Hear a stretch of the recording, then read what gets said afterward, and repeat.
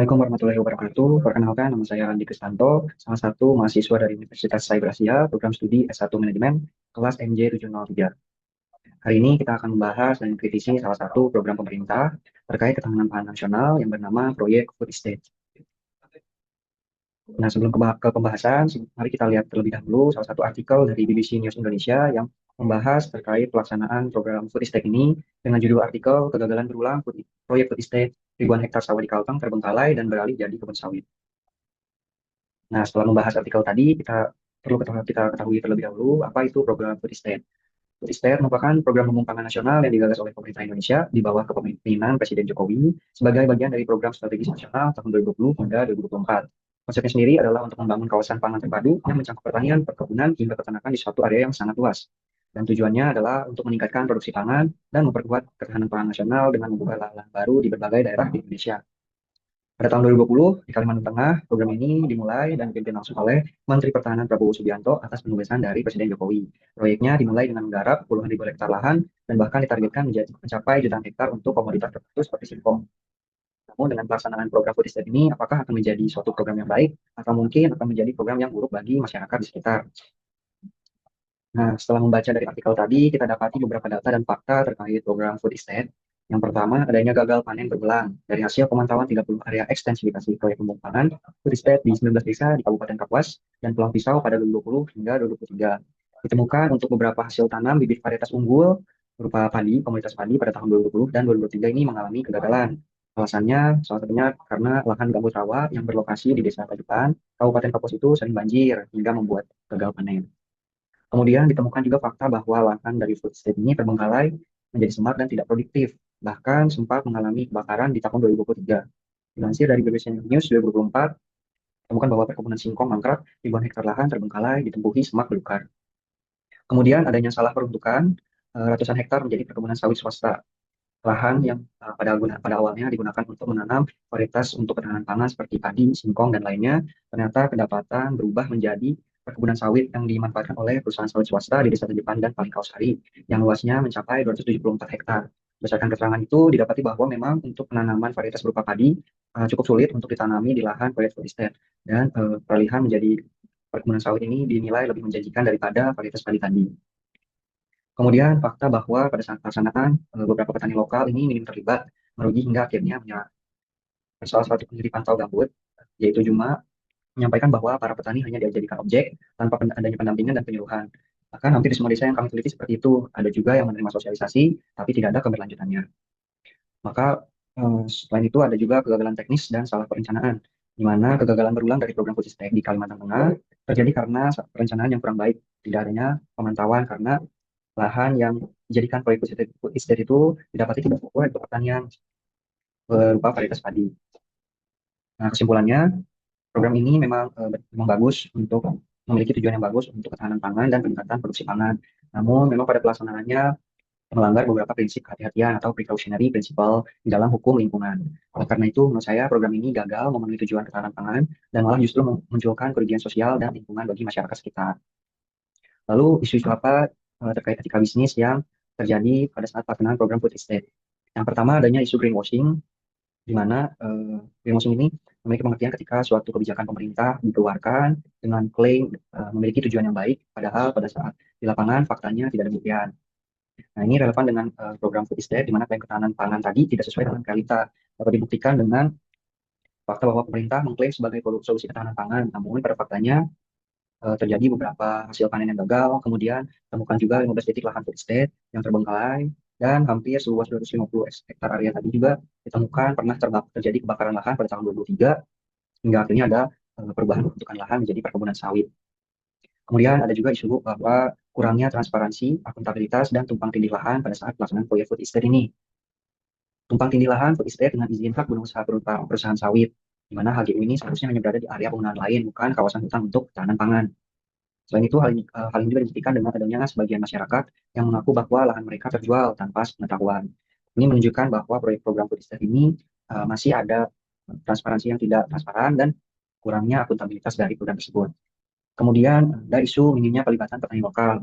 Ditunjukkan dengan hal-hal sebagai berikut. Yang pertama ada pembukaan lahan yang dilakukan tanpa pendampingan berkelanjutan.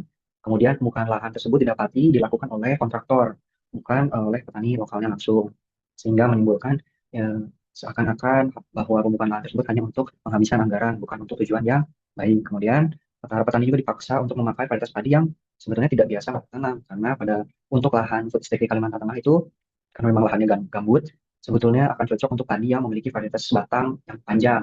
Sedangkan distribusi bibit yang dilakukan oleh pemerintah ini rata-rata bentuk batangnya pendek. Nah, kemudian ada isunya kerusakan lingkungan seperti deforestasi dan hilangnya keseluruhan pohon hampir seluas 3.000 hektar yang disebabkan oleh adanya perluasan lahan tadi. Kemudian perusahaan lahan gambut karena tadi lahannya terbengkalai, kedua menjadi semak belukar hingga pada tahun 2003 sempat terjadi kebakaran. Dan tentunya di kemudian hari akan ada risiko kebakaran hutan dan lahan lainnya.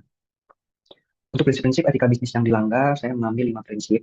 Di antaranya prinsip kejujuran atau integritas, di mana semua tindakan harus selaras dengan nilai moral, tidak memanfaatkan kelemahan pihak lain, dan menghindari konflik kepentingan. Relevansinya dengan kasus food estate tadi, ini ada ditunjukkan dengan pembukaan lahan oleh kontraktor, yang mana harusnya dilakukan oleh para petani lokal itu sendiri. Kemudian adanya alokasi anggaran besar tanpa hasil yang nyata, karena memang kita dapati bahwa hasil panennya mengalami kegagalan secara berulang, sehingga sampai saat ini atas program tersebut belum menunjukkan hasil yang signifikan. Kemudian adanya juga tumpang tindih lahan, mana harusnya clear secara legalitas atas lahan tersebut, apalagi lahan tersebut digunakan untuk program pemerintah. Dan kemudian adanya pelanggaran prinsip transparansi, di mana informasi penting harus dapat diakses oleh publik, seperti dalam kasus ini status lahan, akun usaha, kemudian keputusan pemerintah, hasil evaluasi program hingga penggunaan anggaran untuk program food estate. Prinsip berikutnya adalah prinsip keadilan, di mana keputusan bisnis harus dilakukan semua pihak secara adil. Relevansinya dengan kasus, para petani di sini menanggung risiko gagal panen, kehilangan lahan, dan pendapatan. Sementara pihak lain seperti kontraktor dan perusahaan sawit di sini justru diuntungkan. Kemudian adanya pelanggaran prinsip tanggung jawab sosial dan lingkungan, di mana dalam pelaksanaan suatu program harus dapat bertanggung jawab atas dampak keputusan mereka, baik secara ekonomi, sosial, maupun lingkungan. Relevasinya adanya minimnya pendampingan petani, pembukaan lahan yang tidak sesuai, serta lemahnya pengawasan terhadap pelaksanaan program tersebut yang menyebabkan kerusakan lahan dan kegagalan program. Terakhir adalah prinsip keberlanjutan, di mana pengelola sumber daya harus mempertimbangkan kelestarian jangka panjang, bukan hanya tujuan jangka pendeknya. Relevansinya tadi ada fakta bahwa lahan terbengkalai, kemudian gagal panen, hingga deforestasi dan kerusakan lingkungan seperti kebakaran hutan dan lahan. Adapun untuk rekomendasi penyesuaian yang dapat dilakukan dengan segera atas pelaksanaan dari program food estate ini, yang pertama adalah moratorium ekspansi food estate. Nah, adanya kegagalan berulang tadi seharusnya menjadi suatu tanda untuk pemerintah menghentikan ekspansi program sambil melakukan evaluasi serta menyeluruh. Kemudian yang kedua adalah pembentukan lembaga pengawas independen. Kenapa lembaga pengawas ini berfungsi untuk menilai dampak agronomis, lingkungan, dan sosial dari pelaksanaan program, yang mana hasilnya nanti wajib dipublikasikan guna transparansi. Kemudian dalam pelaksanaan program harus dilakukan pendampingan petani dan diversifikasi ketahanan pendapatan pangan, di mana pendampingan dan pelibatan petani lokal ini menjadi salah satu faktor yang penting dalam keberhasilan program. Bukan hanya investasi transfer teknologi seperti distribusi bibit saja. Kemudian dalam pelaksanaannya juga harus mengurangi ketergantungan pada model monokultur padi skala besar dan harus mendorong sistem pangan lokal bahkan ilmu pengetahuan lokal dari para petani tadi. Kemudian yang keempat adalah rehabilitasi lahan gambut. Karena tadi kita dapati bahwa beberapa lahan dari food estate ini terbengkalai bahkan sampai terjadi kebakaran hutan. Nah, atas lahan tersebut diperlukan restorasi lahan sehingga dapat memaksimalkan efektivitas lahan dan penghindaran dari sebab bencana di kemudian hari. Dan terakhir, yang perlu dilakukan adalah penyelesaian konflik lahan serta pengakuan dan perlindungan hak masyarakat setempat. Ada baiknya sebelum melakukan pelaksanaan program, apalagi terkait hak guna aset tadi, mungkin perlu dilakukan implementasi mekanisme seperti Free, Prior, and Informed Consent atau FPIC sebelum dilakukan proyek skala besar untuk meminimalisir adanya konflik-konflik di kemudian hari. Nah, kesimpulan dari pembahasan program food estate yang bisa saya ambil, yang pertama adalah program food estate yang awalnya dirancang sebagai solusi ketahanan, ternyata menghadapi banyak persoalan yang mendasar, mulai dari gagal panen, lahan terbengkalai, peralihan peruntukan lahan, hingga tumpang tindih kepemilikan tanah yang merugikan masyarakat, khususnya petani. Kemudian program food estate ini dari data dan fakta yang ada telah melanggar beberapa prinsip dasar seperti integritas, transparansi, keadilan, tanggung jawab, dan keberlanjutan. Sehingga program ini dinilai belum terpenuhi dalam implementasinya.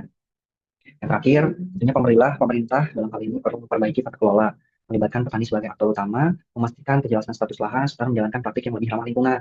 Nah, dengan pendekatan-pendekatan inilah, tujuan ketahanan pangan yang menjadi tujuan awal dari program food estate tadi dapat benar-benar tercapai tanpa mengorbankan masyarakat maupun lingkungan.